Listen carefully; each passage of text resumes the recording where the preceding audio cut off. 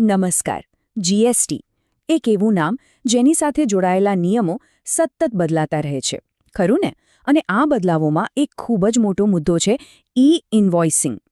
હવે આ ખાલી એક નવો નિયમ નથી, આ તો ભારતમાં બિઝનેસ કરવાની આખી રીતને જ બદલી નાખનારી વાત છે.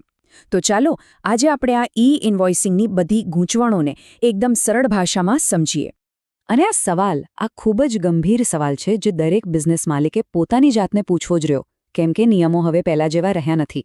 અને જો કોઈ તૈયાર ન હોય તો એનો સીધો મતલબ છે મોટો દંડ અને બિઝનેસમાં બિનજરૂરી અડચણો. એટલે જો હજુ પણ થોડી પણ ગૂંચવણ હોય તો આખી વાત અહીં સ્પષ્ટ થઈ જશે. તો ચાલો શરૂઆત જ ત્યાંથી કરીએ જ્યાં સૌથી વધુ ગૂંચવણ થાય છે. આખરે આ ઇનવોઇસિંગ છે શું? નામ સાંભળીને તો એવું જ લાગે કે બસ ઓનલાઈન જઈને બિલ બનાવવાનું હશે. પણ ના, એવું બિલકુલ નથી.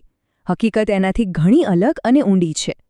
ચાલો સૌથી પહેલાં આ જ ગેરસમજને જડમૂળથી દૂર કરીએ. જુઓ, ઇનવોઇસિંગનો મતલબ એ નથી કે જીએસટી પોર્ટલ પર જઈને ઇનવોઇસ બનાવવાનું છે. ના, સાચી પ્રક્રિયા એ છે કે જે ઇનવોઇસ તમે તમારા પોતાના અકાઉન્ટિંગ સોફ્ટવેરમાં બનાવો છો, બસ એ જ ઇનવોઇસને સરકારી પોર્ટલ પર રિપોર્ટ કરવાનું છે. અને આ પોર્ટલનું નામ છે IRP, એટલે કે ઇનવોઇસ રજિસ્ટ્રેશન પોર્ટલ. ત્યાંથી એ ઇનવોઇસ પ્રમાણિત થાય છે. આને સમજવા માટે એક એકદમ સરળ ઉદાહરણ છે ઈ-વે બિલનું. જેમ માલસામાનની હેરફેર માટે પહેલાં ડોક્યુમેન્ટ બનાવીને પછી પોર્ટલ પર જઈને ઈ-વે બિલ નંબર લેવામાં આવે છે, બસ એ જ રીતે અહીં પણ પહેલાં ઇનવોઇસ બનાવવાનું અને પછી એને IRP પર રિપોર્ટ કરીને પ્રમાણિત કરાવવાનું. બંનેનો મૂળ હેતુ એક જ છે, દરેક ટ્રાન્ઝેક્શનને સરકારી સિસ્ટમમાં રજીસ્ટર કરાવવું. હવે જેવું ઇનવોઇસ IRP પર સફળતાપૂર્વક રિપોર્ટ થાય એટલે તરત જ ત્યાંથી બે ખાસ વસ્તુઓ મળે છે. પહેલું, એક યુનિક ઇનવોઇસ રેફરન્સ નંબર, જેને ટૂંકમાં IRN કહેવાય છે. અને બીજું, એક સ્કેન કરી શકાય એવો QR કોડ. આ IRN અને QR કોડ જ ઇનવોઇસની સાચી ઓળખ છે. એ સાબિત કરે છે કે આ ઇનવોઇસ સરકારી ચોપડે નોંધાયેલું અને પ્રમાણિત છે. સારું, તો હવે સૌથી અગત્યનો સવાલ, આ નિયમો કોના માટે છે? કોણે આ બધું પાલન કરવાનું છે? જ્યારે આ સિસ્ટમ શરૂ થઈ ત્યારે તો તે ફક્ત દેશની સૌથી મોટી કંપનીઓ માટે જ હતી. પણ હવે એવું નથી. સરકારે ધીમે ધીમે એનો વ્યાપ એટલો વધાર્યો છે કે હવે ઘણા નાના અને મધ્યમ કદના બિઝનેસ પણ આના દાયરામાં આવી ગયા છે. આની સફર પર એક નજર નાખીએ તો ખબર પડે કે કેટલો મોટો ફેરફાર આવ્યો છે. 2020માં આ મર્યાદા હતી 500 કરોડ રૂપિયા. પછી 2021માં ઘટીને થઈ 50 કરોડ. 2022માં 20 કરોડ થઈ અને હવે 2023થી તો એ આંકડો એટલો નીચે આવી ગયો છે કે દેશના હજારો નાના મોટા બિઝનેસ આમાં આવી જાય છે. અને નવો આંકડો છે માત્ર 5 કરોડ રૂપિયા.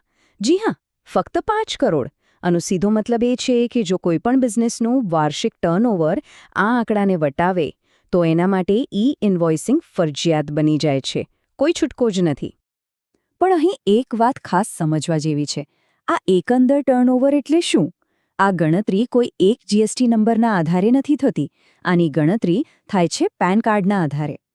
એટલે કે માની લો કે એક જ પેન નંબર પર દિલ્હી અને મુંબઈમાં બે અલગ અલગ ઓફિસ છે અને બંનેના જીએસટી નંબર પણ અલગ છે, તો પણ ટર્નઓવર ગણતી વખતે બંને ઓફિસના ટર્નઓવરનો સરવાળો કરવામાં આવશે. આ ખૂબ જ મહત્વનો મુદ્દો છે. હા, પણ એવું નથી કે આ નિયમ બધાને જ લાગુ પડે છે. સરકારે કેટલાક ખાસ સેક્ટરને આમાંથી મુક્તિ આપી છે, જેમ કે સેઝ યુનિટ્સ છે, પછી બેન્કિંગ અને વીમા કંપનીઓ છે, ગુડ્સ ટ્રાન્સપોર્ટ એજન્સીઓ, પેસેન્જર ટ્રાન્સપોર્ટ સેવાઓ અને મલ્ટીપ્લેક્સ સિનેમા. આ બધાને આ નિયમ લાગુ પડતો નથી, કારણ કે એમના બિઝનેસનો મોડેલ થોડું અલગ હોય છે. તો સવાલ એ છે કે સરકાર આટલો મોટો ફેરફાર શા માટે લાવી રહી છે? શું આ ખાલી નિયમોનું પાલન કરાવવા માટે છે? ના, આની પાછળ એક મોટું કારણ છે. હકીકતમાં આ એક એવું અપગ્રેડ છે જેનાથી સરકાર અને બિઝનેસ બંનેને ફાયદો થાય છે. જ્યારે આ જૂની અને નવી સિસ્ટમની સરખામણી કરીએ તો આખી વાત સમજાઈ જશે. જુઓ, પહેલાં શું થતું હતું?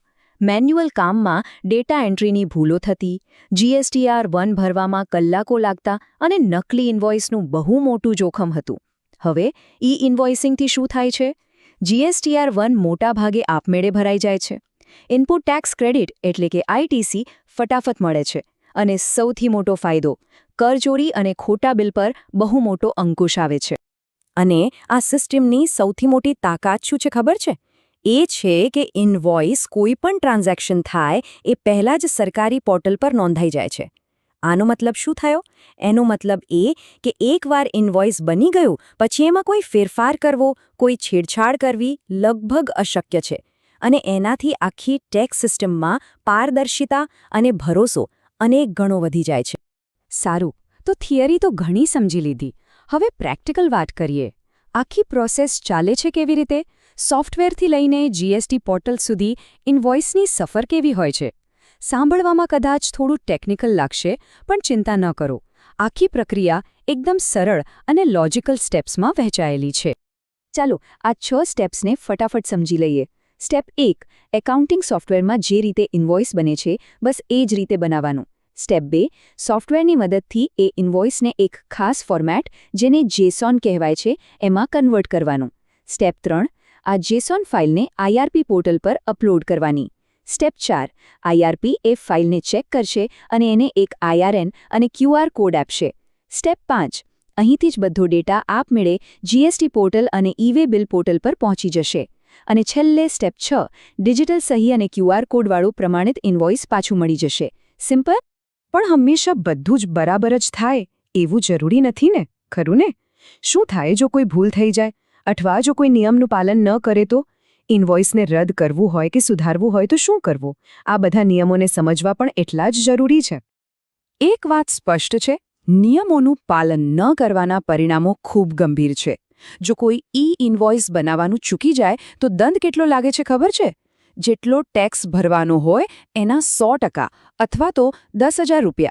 આ બેમાંથી જે રકમ વધુ હોય તેટલો.